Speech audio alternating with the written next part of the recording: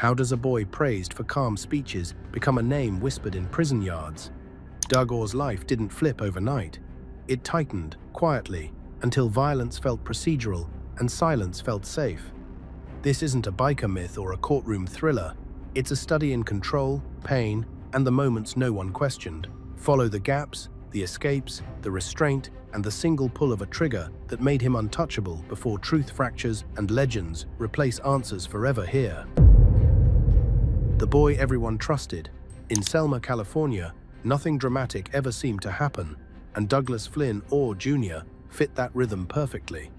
He was the kind of kid adults liked immediately, not because he demanded attention, but because he never needed it.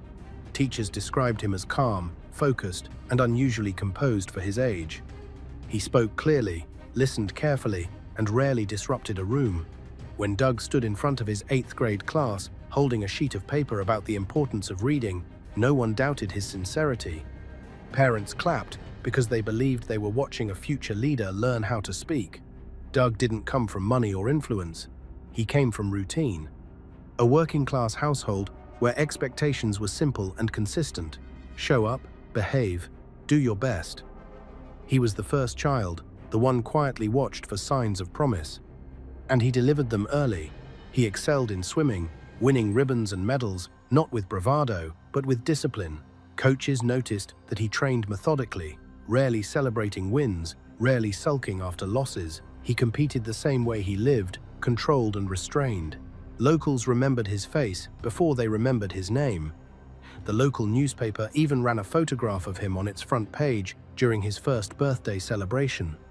In a small town, that kind of attention didn't come often, and when it did, it usually followed kids who stayed out of trouble. Doug stayed out of trouble. He didn't fight. He didn't sneak around. He didn't rebel in ways anyone could see. He didn't need to prove himself because everyone already assumed he would be fine. What made Doug stand out wasn't ambition. It was steadiness. He didn't talk about leaving Selma or becoming something bigger. He didn't complain about being bored. He didn't chase chaos.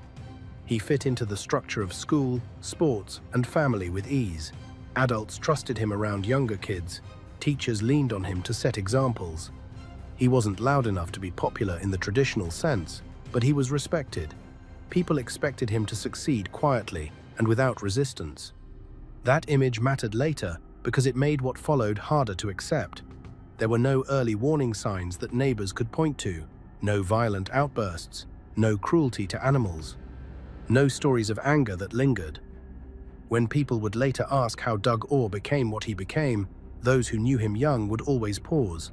They would say the same thing in different ways. He was a good kid. He was polite. He was normal. That normality is what made him dangerous in hindsight.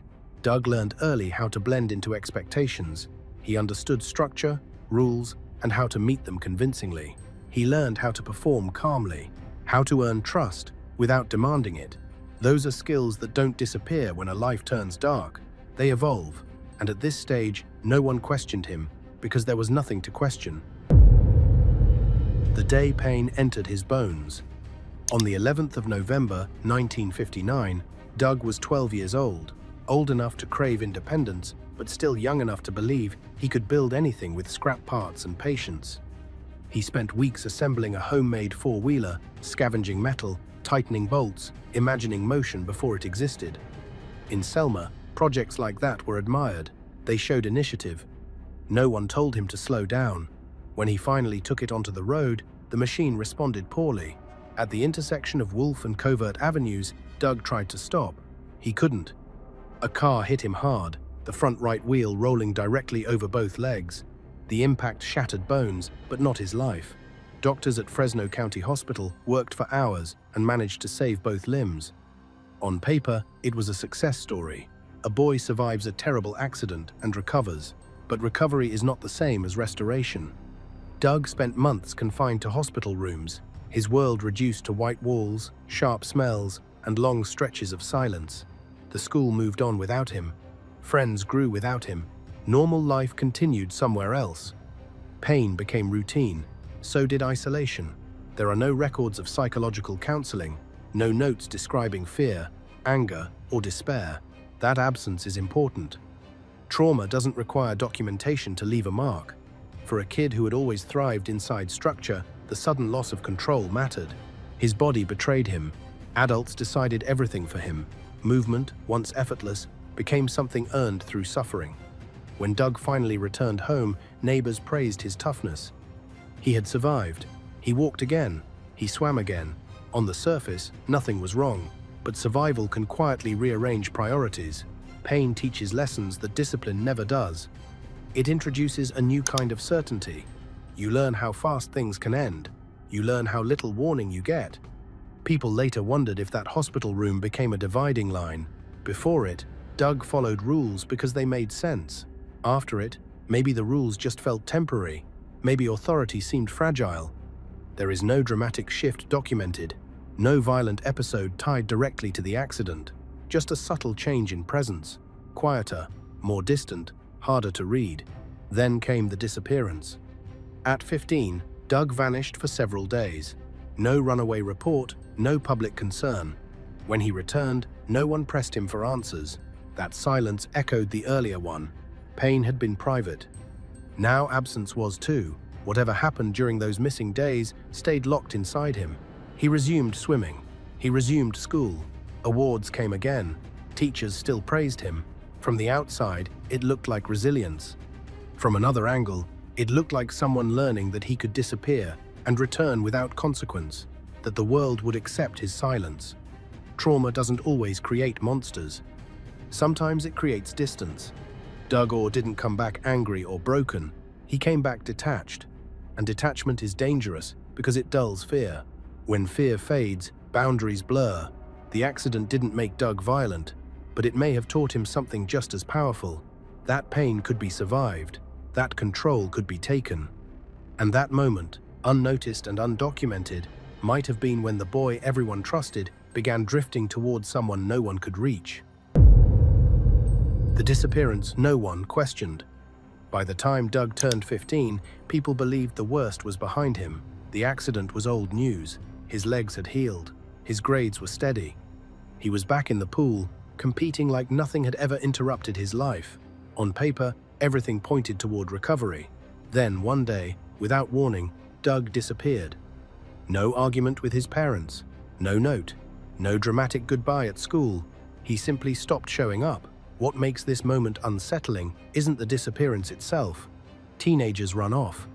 They test limits. They act out. What makes it disturbing is how little anyone seemed to care. There was no missing person report filed, no police search, no concerned neighbors knocking on doors. In a town like Selma, where everyone noticed when routines broke, Doug's absence passed almost silently, and when he came back days later, he was treated the same way. There are no records of where he went, no confirmed sightings, no stories passed down. That absence of information is itself the clue. Whatever happened wasn't meant to be shared. And the fact that he returned unchanged on the surface suggests it wasn't chaos that brought him back. It was a choice. Doug didn't flee in panic. He left deliberately and returned when he decided to. Afterward, his life resumed like nothing had happened. Swim meets, schoolwork, awards, applause. Adults praised his maturity, his resilience. But resilience can also be withdrawal, dressed up as strength. Doug became quieter, not troubled, not angry, just less accessible. Conversations stayed shallow, emotions stayed controlled. He learned how to keep things internal. People later searched for turning points. This one rarely made the list because nothing visibly happened. No crime, no confrontation, no punishment. But psychologically, it mattered. Doug crossed a boundary and found no resistance. He tested invisibility and succeeded. That kind of lesson stays with you. When you combine this with the earlier months in the hospital, a pattern emerges. Isolation, followed by silence. Pain, followed by praise. Absence, followed by acceptance. Doug learned that as long as he maintained calm, the world wouldn't question what happened beneath it. He didn't need to explain himself. He didn't need permission. From then on, Doug stopped offering pieces of himself freely. Teachers still saw discipline. Coaches still saw focus. But those who knew him later would describe something harder to define. A flatness. Fear didn't drive him. Emotion didn't betray him. He had practiced disappearing long before he ever disappeared from the police. This wasn't a rebellion, it was a rehearsal. Small-town myths prefer clear causes. Bad kids go bad early. Good kids stay good. Doug didn't fit either narrative anymore. He moved quietly between them, and because no one questioned the shift, it hardened. Years later, when investigators and journalists tried to understand how a former honor student could become an enforcer, feared even in prison, they circled back to moments like this. Not the dramatic ones, the silent ones, the times when something should have been asked but wasn't. Silence. After the smile, he was in for everything. He was an assassin for the Hells Angels, and he was also... After Doug returned from his unexplained disappearance, life settled into something that looked normal enough to pass without scrutiny. He was back in school, back in the pool, back in the rhythms people expected from him. On the surface, he wore the same calm expression that had always made adults comfortable. The smile still appeared when required. The posture stayed disciplined. But silence replaced openness, and no one noticed because silence rarely causes trouble. Teachers described him as focused but distant. He did his work, followed instructions, and avoided conflict. Coaches admired his consistency, but noted he no longer reacted emotionally to wins or losses. Friends drifted without drama. Doug didn't chase a connection. He didn't resist it either. He simply let it fade. In a small town, withdrawal often goes unnoticed when it comes without noise. This was the phase where Doug perfected control, not control over others, but control over himself. He learned how to show just enough to avoid suspicion, how to speak when spoken to, how to blend into expectations without fully participating. Silence became his shield. It protected whatever thoughts he didn't want examined. And because he still performed well, no one challenged it. There were no disciplinary problems, no confrontations with authority, no signs of anger. That absence mattered. Doug wasn't acting out. He wasn't rebelling. He was disengaging. And disengagement can be harder to detect than defiance because it doesn't threaten order. It simply bypasses it. Psychologists often talk about identity forming during adolescence, shaped by validation, challenge, and consequence. Doug experienced validation without challenge and freedom without consequence. His earlier disappearance had taught him that questions were optional. His recovery from injury had taught him that pain could be endured alone. Now, silence reinforced both lessons. He graduated without incident. No speeches this time, no spotlight, just completion. The boy who once spoke about books changing lives now avoided center stage entirely. Not out of fear, but out of preference. Being unseen meant being unexamined. Being unexamined meant being free. This period is important because it explains why his later violence felt so disconnected from emotion. Doug didn't lash out impulsively. He didn't act in fits of rage. When violence came, it was controlled, deliberate, and cold. That kind of behavior doesn't come from chaos. It comes from practice emotional distance. People who knew him during this time later struggled to reconcile memories. They remembered politeness, respect, reliability. But those traits weren't lies, they were tools. Doug learned that appearing harmless allowed him to move without resistance. He learned that silence invited assumptions of stability. There were no warning signs because there were no visible cracks. Doug didn't drink excessively. He didn't pick fights. He didn't spiral. He simply stopped sharing himself. And in a world that rewards quiet compliance, that looked like maturity, but inside, something had hardened. He had learned to operate without feedback, without approval, without guilt. When you stop caring how others perceive you, you gain a dangerous kind of freedom. Doug carried that freedom forward. By the time he left Selma, he wasn't running from his past. He was finished with it. The town had served its purpose. It taught him structure, it taught him restraint, and it taught him that silence could be worn like armor. Crossing the line into the Angels. By the mid-1960s, Doug Orr was no longer the small-town swimmer or the quiet graduate drifting between expectations. He had left Selma behind without ceremony and resurfaced inside a world that thrived on loyalty, reputation, and fear. When Doug entered the Hells Angels, it wasn't as a reckless kid looking for belonging.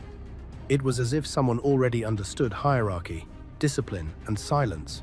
Those traits translated easily into outlaw culture. He didn't posture or chase attention. In clubs like the Hells Angels, that mattered. Loud men drew suspicion. Quiet ones drew curiosity. Doug listened more than he spoke. He followed orders precisely. He never explained himself. That combination earned trust faster than aggression ever could. The Daly City chapter wasn't a soft landing. It was volatile, constantly tested by law enforcement and rival groups. Membership there demanded more than bravado. It demanded reliability under pressure. Doug proved himself quickly, not through chaos, but through consistency. He showed up. He didn't flinch. He didn't hesitate when others did. What separated Doug from typical recruits was emotional flatness. Violence didn't excite him. It didn't scare him either. It was procedural, a task to be done correctly. In an environment built on intimidation, that made him unsettling. Other members thrived on adrenaline. Doug thrived on control. Within a few years, his transformation was visible even to outsiders. Photographs captured him wearing full patches, staring forward with an expression stripped of warmth. There was no performance in his eyes. No attempt to appear dangerous. He simply was. The boy who once spoke about reading had learned a new language entirely, one spoken through posture and presence. His first arrests were minor. Marijuana possession, disorderly conduct. On paper, nothing that hinted at what was coming, but behavior around those arrests mattered more than the charges themselves. Doug never apologized. He never negotiated. He never acted surprised. Law enforcement described him as calm, to the point of indifference. That unnerved people more than defiance. At protests and public disturbances, Doug didn't chant or argue. He came armed. Baseball bats, pipes, tools, not symbols. He didn't engage in rhetoric. He let his presence disrupt without explanation. Students scattered, not because of what he said, but because of what he represented. That restraint signaled something deeper. Doug wasn't interested in expression. He was interested in impact. Each confrontation stripped another layer from the version of him people once recognized. He didn't escalate, emotionally. He escalated the situation. A bar fight didn't end when police arrived. He struck a deputy from behind, not out of rage, but because it made sense in the moment. When a police dog tore into his hand, Doug didn't run. He absorbed it. Pain had lost its power over him years earlier. By this stage, Doug wasn't proving himself to the club. He had already done that.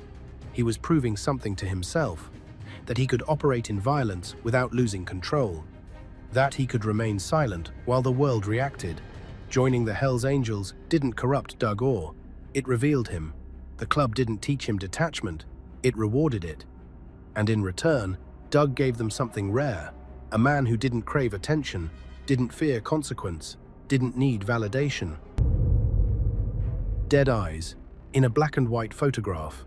By 1967, Doug Orr no longer blended into rooms. He changed how they felt. That shift was captured in a black and white photograph taken by a renowned photographer, an image that would later circulate like evidence rather than art. Doug stood facing the camera, full Hells Angels patches on his vest, shoulders squared, jaw locked. There was no anger in his face, no bravado, just an absence that unsettled anyone who looked too long. People who knew his past struggled with the image. This wasn't a rebellion or a performance, it was finality. The boy who once spoke carefully about books now stared through the lens like nothing on the other side mattered. That photograph mattered because it froze the transformation in a single frame.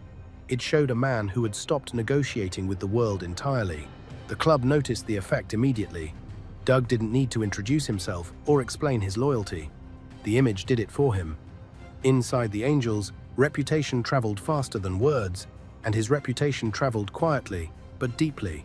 He didn't boast about violence. He didn't chase leadership. He simply existed with a presence that discouraged questions. Other members sensed it. Doug wasn't trying to prove he belonged. He already believed he did. That confidence without display unnerved even seasoned outlaws. They could read hunger, insecurity, rage. Doug showed none of it. He showed certainty, and certainty is contagious. Law enforcement began noticing him too, not because of major crimes yet, but because of a pattern. Traffic stops, minor searches, small charges that should have faded into paperwork. Doug treated each encounter the same way, calm, unemotional, unreactive. Officers later recalled how little he spoke, how he never explained himself, how his eyes never shifted. It was easier to deal with loud suspects than quiet ones. Quiet ones made you wonder what they were thinking. Doug made people wonder without offering answers. His presence at public disturbances made his reputation sharper. At protests, he didn't shout slogans or argue ideology. He stood armed, still, deliberate. When crowds scattered, it wasn't because of chaos. It was because of implication. Doug represented escalation without warning. He didn't need to act to make people move. They moved because they believed he would. That belief mattered more than action. It was controlled through expectation. The photograph spread because it captured something true. Doug wasn't hiding anymore. He wasn't masking detachment with politeness. He had chosen a role where detachment was power. The Hells Angels didn't ask him to change. They amplified what was already there: structure, silence, violence without emotion. Doug fit into that ecosystem the way a sharpened tool fits a hand. What unsettled people most was how quickly the change seemed to settle. There was no oscillation between identities, no visible struggle. Doug didn't look like someone becoming dangerous. He looked like someone who had arrived. The photograph didn't capture motion, it captured stillness. And that stillness told a story more disturbing than aggression ever could. Years later, when inmates and officers described Doug Orr, they often referenced that same look: dead eyes. Not because there was nothing behind them, but because what was there didn't need expression. The photograph didn't create the legend. It documented the moment the legend stopped needing explanation. Testing authority, one arrest at a time. Doug Orr didn't explode into violence all at once. He tested the edges first: small encounters, minor charges, situations where most people would back down, apologize, or retreat. Doug did none of those things. By 1967, law enforcement in Northern California had begun noticing his name, not because of severity, but because of consistency. He kept showing up in reports, always calm, always present, never rattled. The first arrest was almost laughably minor: a routine traffic stop, a faulty tailpipe, a mirror out of place. Officers searched him and found marijuana in his pocket. A misdemeanor, paperwork, a fine. For most people, that kind of charge carried embarrassment. For Doug, it carried no emotion at all. He didn't argue, he didn't negotiate, he didn't act surprised. He accepted it like a procedural step, as if being processed by the police was simply another system to move through. That reaction mattered. Officers remembered him not for resistance, but for indifference. Doug didn't fear consequences. He didn't seek confrontation either. He allowed the system to do what it would, confident it wouldn't change him. That attitude made the authority uneasy. People who fear punishment can be managed. People who don't are unpredictable. 5 months later, that indifference hardened into something more overt. Court records placed Doug at an anti-war protest at San Jose State University. He didn't attend to debate. He didn't attend to chant. He arrived armed, a baseball bat in his hands. Another angel carried a steel pipe. They didn't swing. They didn't need to. Students scattered on sight. The message wasn't political. It was territorial. Doug wasn't expressing belief. He was testing his reaction. In 1968, the testing turned physical. A bar fight broke out in the parking lot of Redwood City's only topless pool hall. Chaos spilled outside. A deputy sheriff attempted to intervene. Doug didn't confront him face to face. He struck from behind, not in anger, in calculation. It was a test of proximity and consequence. The response was immediate. A police dog was released. It lunged and tore into Doug's hand, ripping flesh, locking its jaws until multiple officers pulled it away. Doug didn't run. He didn't scream. He didn't beg. According to police reports, he absorbed the injury with minimal reaction. Pain that would have dropped others barely slowed him. That moment spread quietly through both law enforcement and the club. Doug Orr didn't react to force the way people expected. That made him dangerous. Each incident followed the same pattern. Doug would enter a situation.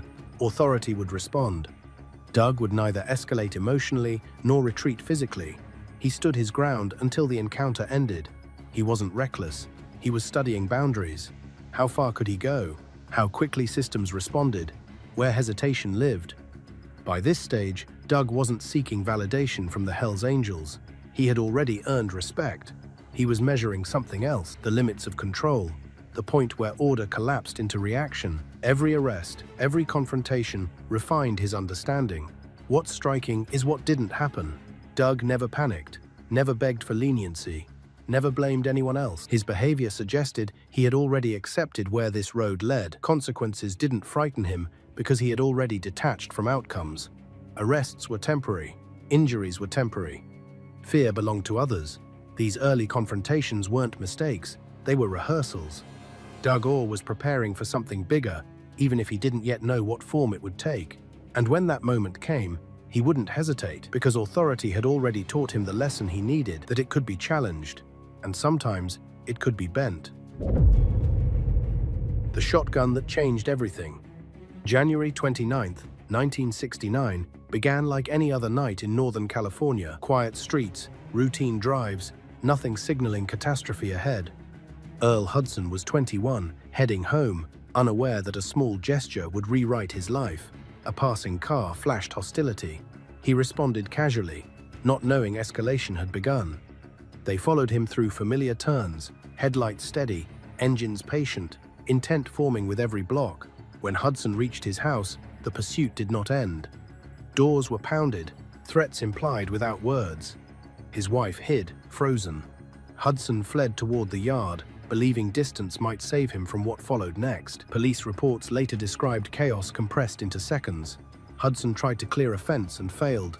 A shotgun was discharged at close range. Pellets tore into his back. He collapsed. The shooter did not scream or celebrate. He stood, aimed, then withdrew into darkness without hesitation or visible emotion, leaving silence. Hudson survived by margins doctors rarely see. Surgeons removed his gallbladder, parts of the stomach, intestine, and liver. 47 pellets were extracted. Recovery lasted months, pain permanent. Survival carries costs beyond scars. Digestion failed. Sleep fractured. Fear lingered long after wounds closed, reshaping daily life, relationships, trust, and the future forever. Investigators expected silence. Instead, Hudson spoke. He named Doug Orr as the shooter. That decision shifted everything. The case hardened, resources mobilized, pressure increased. Doug became a priority. Raids followed, doors splintered, rooms searched. He vanished again, proving absence was still his weapon against authorities, timelines, certainty, pursuit, order, and control. Days later, officers spotted Doug in Menlo Park. He was not hiding. He did not run. He carried a handgun and a one-way ticket to Vancouver. The ticket spoke loudly. Doug anticipated capture. Planning replaced impulse. Escape was considered, not feared, just another option among many, weighed calmly, internally. In court, Doug pleaded not guilty by reason of insanity. It was strategic, unsettling. Psychiatric evaluations conflicted. One doctor described voices and a ghostly father. Another found coherence. A third suspected performance. Truth fractured into opinions. Doug watched silently as reality bent around him under pressure, scrutiny, doubt, power, and theater. The court delayed the trial, ordering commitment to a state hospital. It was meant to decide competence. Instead, it created a legend. One night, Doug escaped with others, sliding down pipes into darkness. He was not recaptured. Rumors spread that the club orchestrated everything, fearing medical intervention, including shocks, surgeries, control, erasure, and lobotomy. During months on the run, Doug did something unexpected. He broke into a humane society to retrieve his dog. Risking capture for loyalty confused investigators. It suggested lines he would not cross. Violence was controlled, attachment remained selective. That contradiction complicated every attempt to define him cleanly, within simple categories. Arrest came quietly in October. Doug was returning a borrowed car. No chase, no spectacle. Weapons were present, but resistance was not. Evaluations resumed. This time, sanity was declared. The courtroom returned. Evidence spoke. The jury deliberated briefly, then convicted him of attempted murder, affirming consequences, accountability, permanence, closure, and judgment. Sentenced to 19 years, Doug entered San Quentin at 23. Prison did not test him. It recognized him. Alliances formed across lines. Violence approached him cautiously. Reputation traveled faster than fists, knives, or threats ever could inside concrete, steel, and systems. The shooting marked the point of no return. Before it, Doug tested boundaries. After it, he accepted the outcomes. He did not finish the job, leaving questions forever unanswered. Hesitation, miscalculation, restraint. Whatever the reason, that single pull reshaped lives, institutions, and the man he became beyond repair. Memory, mercy, and redemption. Insanity or performance. Once Doug Orr entered the legal system after the shooting, the case stopped being about what he had done and became about who he really was. The plea of not guilty by reason of insanity wasn't emotional. It wasn't desperate. It was calculated. Doug didn't break down in court. He didn't plead for sympathy. He stood still while lawyers and doctors began arguing over his mind like it was a crime scene of its own. Psychiatric evaluations exposed a strange contradiction. One doctor described a man detached from reality, reporting voices and visions. Doug claimed his dead father followed him, spoke to him, and instructed him. He talked about cutting himself because a voice told him to. On paper, it read like textbook psychosis, enough to remove him from the trial, enough to pause the machinery of justice. Then another doctor saw something entirely different.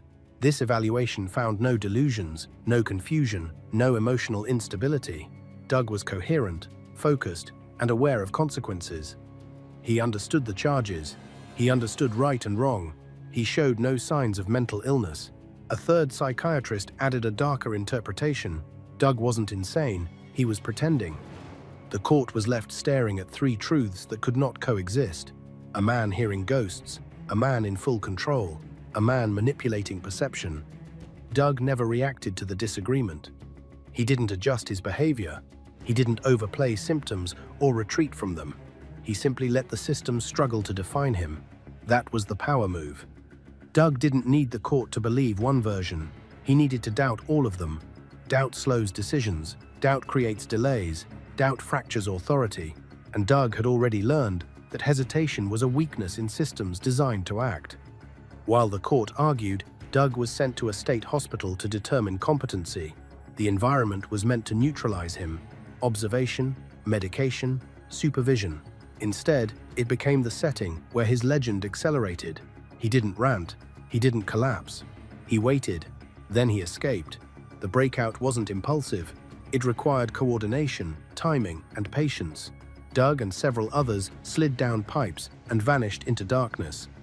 The escape erased any remaining belief that he was confused or out of control. Insane men don't plan exits like that. Performers do. Rumors spread immediately that the club had intervened. Doug was being protected from electroshock therapy. That something irreversible was being planned for him. Whether those rumors were true didn't matter. What mattered was perception. Doug Orr wasn't just dangerous anymore. He was untouchable. When he was eventually recaptured months later, the tone had changed. The court no longer entertained ambiguity. Evaluations resumed, more thorough, less forgiving. This time, Doug was declared sane at the time of the shooting. The performance, if it was one, was over. But the question lingered. Was he ever pretending? Or was he simply capable of presenting different versions of himself, depending on what the moment demanded? Doug had learned long ago how to perform normally. Perhaps insanity was just another role he could wear convincingly. The jury didn't debate philosophy. They debated evidence. They convicted him. Attempted murder. Multiple charges. The sentence was heavy. The courtroom closed the book. But something else remained open. Because if Doug Orr could make trained professionals disagree about his sanity, what else could he manipulate? That uncertainty followed him into prison, into reputation, into fear. In the end, the insanity plea didn't save him, but it revealed something far more unsettling. Doug didn't lose his grip on reality. He learned how flexible reality could be, the escape that made him untouchable. Doug Orr was not supposed to be dangerous inside a state hospital. That was the logic behind sending him there. Strip away weapons, strip away allies, surround him with doctors and locked doors, and whatever threat remained would dissolve.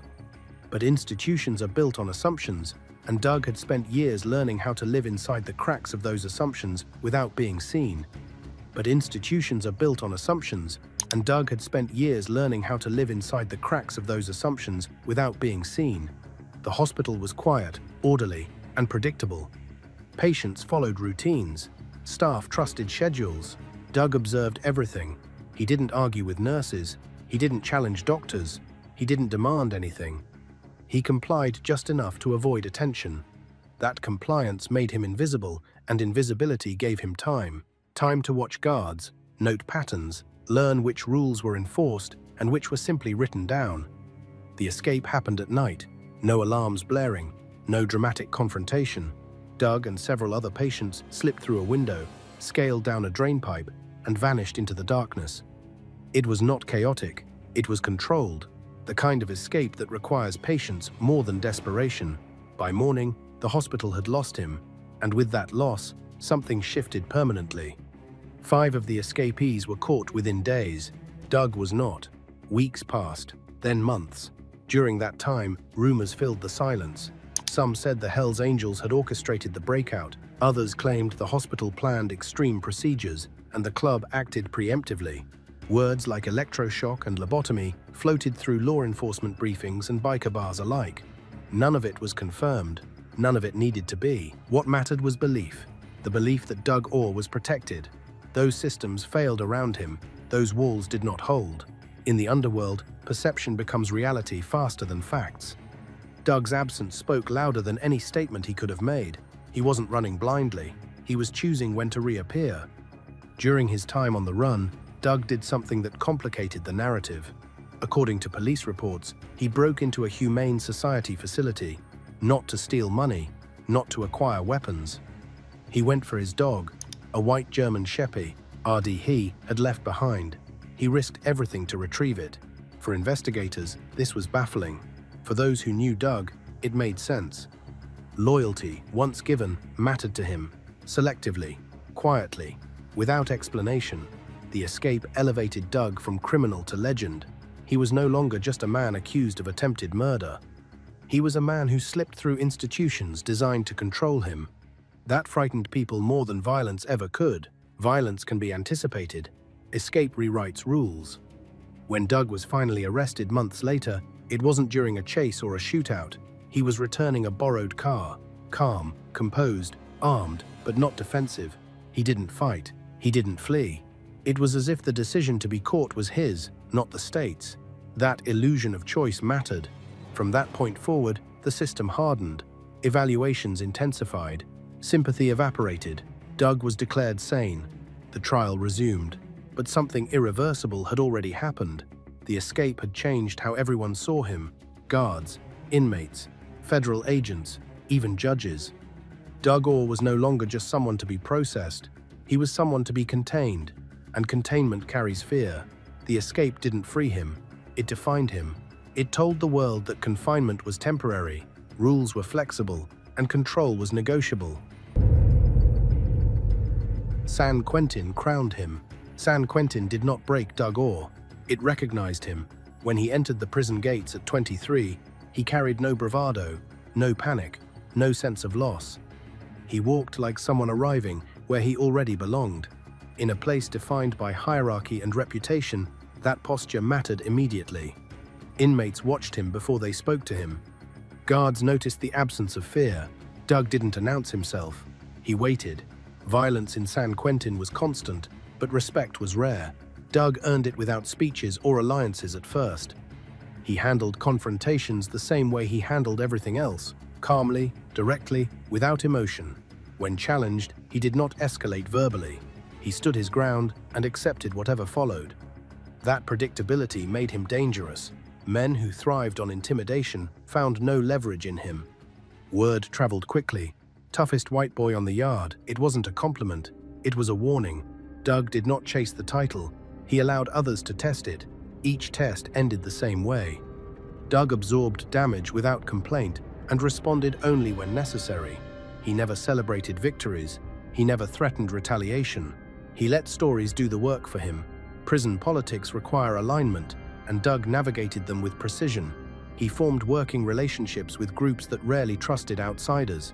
Aryan Brotherhood, Mexican Mafia, not as a soldier, but as an intermediary, someone reliable, someone who didn't talk, someone who could move between tensions without inflaming them. That role requires restraint more than aggression, and Doug had spent years perfecting restraint. The most infamous incident cemented his reputation: a coordinated ambush by members of the Black Guerrilla family, multiple attackers, close range, blades and fists. One wound tore a baseball-sized chunk from Doug's calf. Medical reports confirmed the injury was severe. What spread through the prison was not the violence, but Doug's response. He did not retaliate publicly. He did not seek revenge. He recovered silently. That silence was strategic. In prison, retaliation invites cycles. Doug ended the cycle by refusing to participate. The message was clear. Violence did not move him. Fear did not motivate him. That restraint unsettled everyone, guards included. Control relies on reaction. Doug offered none. Over time, he became less a man and more a constant. Some inmates were accounted for without needing explanation. Someone is guarding without fully understanding why. He didn't run contraband operations. He didn't seek dominance.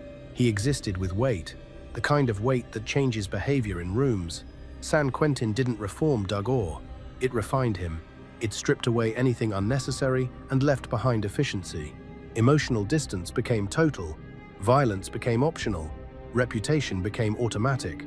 When he eventually left prison, he did not carry freedom like relief. He carried it like a continuation.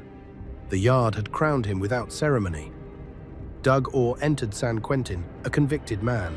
He left as something harder to define, a presence shaped by silence, consequence, and control. Prison had given him exactly what it gives the most dangerous men. Walking beside the throne. When Doug Orr was released, freedom didn't change him. It repositioned him. He didn't celebrate. He didn't disappear into anonymity. He moved deliberately back into the world he understood best, the one governed by loyalty, fear, and quiet authority. Within the Hells Angels, his return was not questioned. Prison had not weakened him. It had authenticated him. Doug transferred into the Oakland chapter, one of the most powerful centers of influence within the organization. This wasn't a promotion in name, but it was in reality. Oakland was in proximity to control, proximity to decision-making. And Doug didn't just join the chapter, he planted himself physically across the street from the club's most dominant figure. He didn't need permission. He didn't need a ceremony. He chose a position. Witnesses later described how he moved through biker gatherings and rallies. No entourage, no shouting, no threats, just presence. At events like Sturgis, crowds shifted without instruction. Motorcycles idled lower. Conversations stopped mid-sentence. One biker would later say the street parted like water when Doug walked through, not because he demanded it, because people expected consequences if they didn't. Doug didn't challenge leadership. That was never his role. He didn't undermine authority. He stood beside it. That made him more unsettling than a rival ever could be. Leaders attract challengers. Enforcers attract fear. Doug attracted silence. Silence is harder to manage than defiance. What made Doug different was his refusal to participate in spectacle. He didn't involve himself in internal politics. He didn't argue ideology. He didn't collect followers. He observed. When he spoke, it was brief and final. People listened not because of rank, but because of certainty. Doug didn't need consensus. He needed clarity. Freedom also brought contradictions. He lived quietly. He kept a low profile outside the club. Neighbors rarely saw him interact. He wasn't violent in public. He wasn't reckless. That restraint confused law enforcement. They watched him closely, expecting escalation that never came. Doug had learned patience. He didn't react to pressure. He waited it out. But freedom had limits. The world had changed while he was inside. Federal agencies had shifted strategies. Surveillance intensified. Organized crime became less theatrical and more procedural. Doug moved carefully, but history had weight, and history follows. In 1985, federal agents launched a nationwide operation targeting narcotics trafficking tied to the Hells Angels. It wasn't about personalities anymore. It was about logistics. Paper trails, firearms, possession. Doug was caught with a gun in his truck, a technical violation, enough to end his freedom permanently. There was no dramatic arrest, no resistance. Doug accepted it the same way he had accepted everything else. Calm. silent, final. He was sent to Lewisburg Penitentiary in Pennsylvania, far from the network he understood. He was sent to Lewisburg Penitentiary in Pennsylvania, far from the network he understood, far from familiar faces, far from the streets where his presence meant something. Inside Lewisburg, something changed. The structure was harsher, the distance is greater. Doug began using heroin. For the first time, he violated a rule that mattered deeply to the club. Heroin use was forbidden. Weakness, loss of control. But who was going to confront him? Doug no longer answered to codes or councils. Prison had isolated him completely. That isolation stripped away the last layer of protection. Reputation doesn't travel well without proximity. Inside Lewisburg, Doug was just another inmate. Dangerous, respected, but alone. The throne was far away now, and for the first time in his life, Doug Orr wasn't standing beside power, he was cut off from it. That separation mattered. Because when control fades, silence no longer protects you, and Doug was approaching the end of his story without the systems that had once bent around him. The rule he finally broke. Lewisburg Penitentiary was not like San Quentin. The difference wasn't just geography, it was an atmosphere. San Quentin had been loud with reputation, layered with alliances, structured by unspoken rules Doug Orr understood instinctively. Lewisburg was colder, more procedural, less interested in who you were and more focused on what you did. Doug arrived without ceremony, stripped of proximity to the people and structures that once amplified his presence. Inside Lewisburg, Doug's reputation still followed him, but it arrived muted. Stories traveled more slowly, fear diluted with distance. Guards knew his file, inmates knew fragments of his past. But the weight wasn't the same. Doug had always operated near power, even inside prison. Here, he was isolated, and isolation exposes cracks that a reputation once sealed. It was during this period that Doug broke the one rule that mattered more than any law enforcement statute. He began using heroin. Within the Hells Angels, heroin was forbidden. Alcohol, speed, violence, those were tolerated. Heroin was a weakness, loss of control, dependence. To violate that rule was to separate yourself from the identity of the club entirely. Why Doug started remains unclear. Some inmates later suggested boredom. Others pointed to depression. Some believed it was physical pain catching up with him. Years of injuries, years of scars, years of damage absorbed without complaint. Heroin offered quiet, relief, escape without noise. For a man who had lived by control, surrender may have felt like rest. Doug didn't hide it well. He didn't care enough to. The need for secrecy had faded in relevance. He wasn't building a reputation anymore. He wasn't protective position. He was surviving days. That shift mattered. Doug had always existed with purpose, even when that purpose was destructive. Heroin removed purpose. It blurred the edges he once sharpened. Club insiders learned of the habit. It split opinion immediately. Some said Doug had forfeited his standing, that heroin users didn't deserve recognition or respect. Others disagreed. They argued Doug had earned his place long before. Those rules mattered until they didn't. That Doug Orr existed outside categories. Doug never addressed the debate. He never defended himself. He never explained. Silence had always been his language, but this time, silence didn't protect him. It isolated him further. In Lewisburg, alliances were thinner.